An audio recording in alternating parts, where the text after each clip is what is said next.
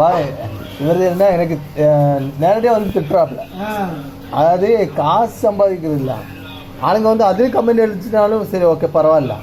வேணும் ஏப்பா காலங்காத்தால எந்திரிச்சா அவர் மூஞ்சிதான் அப்படிதான். காலங்காத்தாலே வந்து ஃபேஸ்புக் ஓப்பன் பண்ணா உங்க மூஞ்சி தான் தெரியும். உங்க ஃபேஸ்புக் இல்லைல்ல? ஃபேஸ்புக் இல்லையே. ஃபேஸ்புக்கில் என்ன வந்தது? அன்றைக்கி வந்தது யூடியூப், அது யூடியூப்பில் போட்டது. ஃபேஸ்புக்கு தமிழில் என்ன சொன்னது? முக புத்தகமா?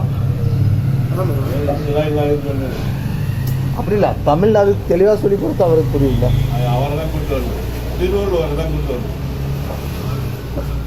முக புத்தகம் அப்படின்னு சொல்லுமா?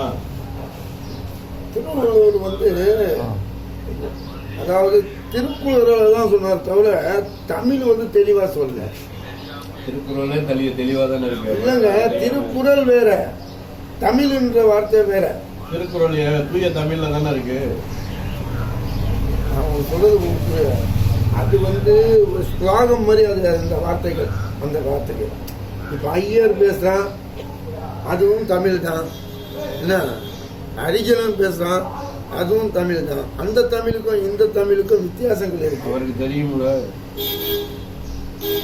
அவன் திருவள்ளுவரும் பேசுறத இப்படின்னு சொல்ற மாதிரி இருந்தா பாய் எவ்வளவு பெரிய ஆளா இருக்கும். பாய்க்கு என்ன பேர் வைக்கலாம்? இது வரைக்கும் பாரதியார் பேசுற தமிழ் வேற, அவர் பேசுன தமிழ் மதுரை தமிழ் வேற, மெட்ராஸ் தமிழ் வேற, கோயம்புத்தூர் தமிழ் வேற.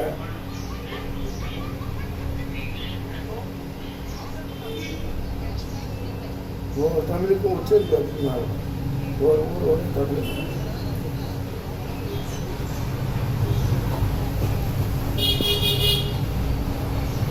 கிஃப்ட்